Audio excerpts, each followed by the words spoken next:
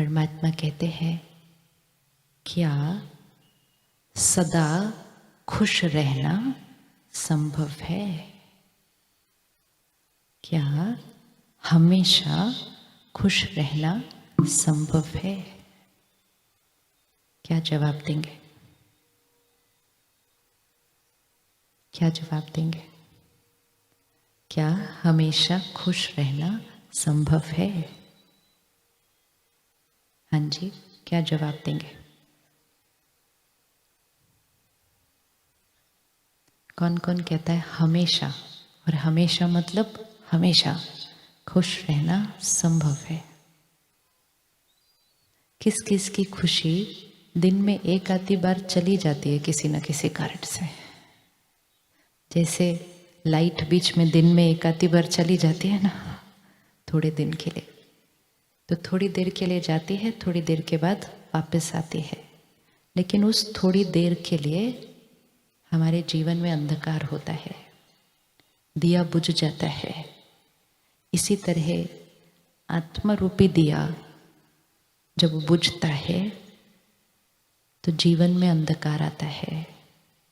अब अगर दिया दिन में एक बार बुझे तो थोड़ी देर का अंधकार है, लेकिन अगर दिन में फिर कई बार बुझना शुरू हो फिर अंधकार बढ़ता जाता है और फिर बुझने की इतनी आदत पड़ जाती है कि वो दिन में कभी कभी जलता है सिर्फ।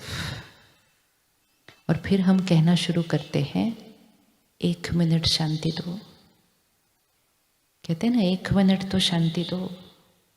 शांति 1 मिनट की होनी थी या सारा दिन की होनी थी? तो जो चीज हमारी सारा दिन का नेचुरल स्वरूप है, हमने कहना शुरू किया 1 मिनट शांति दो। 2 शब्द तो प्यार से बोलो। प्यार से सारा दिन बोलना चाहिए था, हमने कहना शुरू किया 2 शब्द तो प्यार से बोलो। ये शब्द दर्शाते हैं कि हमारे मन की स्थिति अपने वास्तविक स्वरूप से कितनी हटी हुई है। अब हम में से कौन कौन सारा दिन खुश रहना चाहता है? सभी रहना चाहते हैं।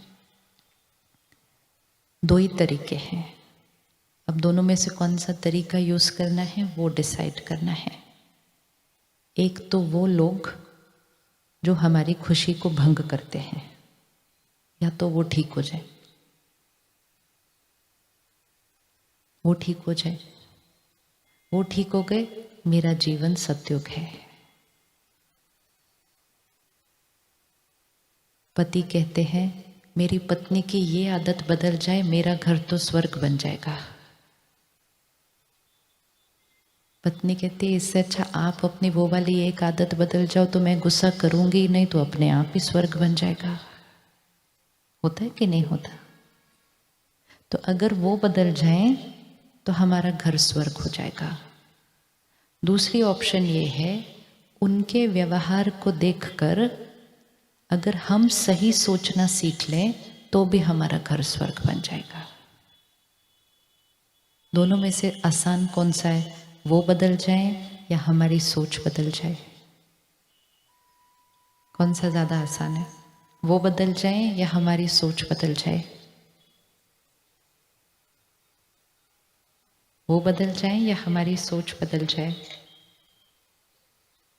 हम सारा दिन में कितना मुश्किल काम ट्राई करते हैं। हम ये भी बदल जाए, ये भी बदल जाए, ये भी बदल जाए, ये भी बदल जाए, इतने लोग बदल जाएं। इसकी जगह अगर हम सोचना ठीक सीख लें तो हमारा सबके साथ रिश्ता ठीक हो जाएगा।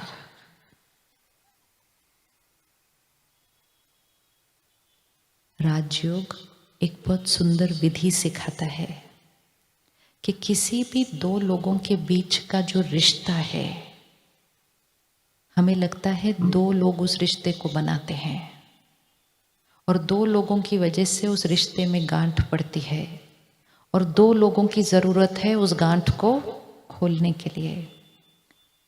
लेकिन आध्यात्मिकता सिखाती है अगर दोनों में से एक भी गलत सोच ले तो रिश्ते में गांठ पड़ जाती है और दोनों में से अगर एक भी सही सोच ले तो बहुत सालों की गांठें खुल जाती हैं।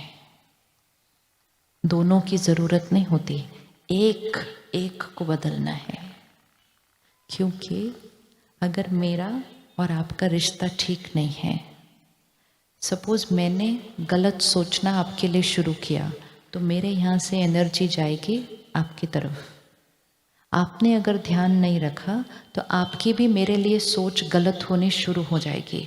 तो मैं गलत सोचूंगी, आप गलत सोचेंगे, फिर मैं गलत सोचूंगी, फिर आप गलत सोचेंगे। मुख से भले हम मीठा मीठा बात करेंगे, हम में से किसी को आता है मुख से मीठा बात करके अंदर से गलत सोचना? आता है? आता है? किस किस को आता है? ये हमारी शक्ति को घटाता है। अंदर कुछ और, मुख पे कुछ और, व्यवहार में कुछ और। आपसे मिलकर बहुत अच्छा लगा, आते रहना। अंदर से अगली बार ये फोन करे, मैं पहले ही बोल दूंगी मैं बहुत बिजी हूँ, बहुत बोर करते हैं। होता है नहीं होता? कोई आता है, हम उसको कहते हैं बैठो बैठो खा के जाना खाना। अब हम बोलते हैं तो वो बैठ जाते हैं। अंदर से हम सोचते हैं एक बार बोला ये बैठ ही गया। तो हम सोचते कुछ और है, बोलते कुछ और है। और ये सोचना कुछ और बोलना कुछ और आत्मा की शक्ति को क्या करता है? घटाता है। और सामने वाले को दो मैसेजेस भेजता है, एक सोच से एनर्जी जाती है, एक बोल से एनर्जी जाती है। सदा खुश रहने के लिए परमात्मा कहते हैं सबसे पहला गुण जो चाहिए वो है सच्चाई, सफाई। सच्चाई, सफाई मतलब अंदर बाहर सेम। अंदर कुछ और, बाहर कुछ और। ऐसी आत्मा खुश नहीं रह सकती, क्योंकि ऐसी आत्मा अंदर बहुत कुछ पकड़ के रखती है, बाहर से मीठा मीठा बोलती है।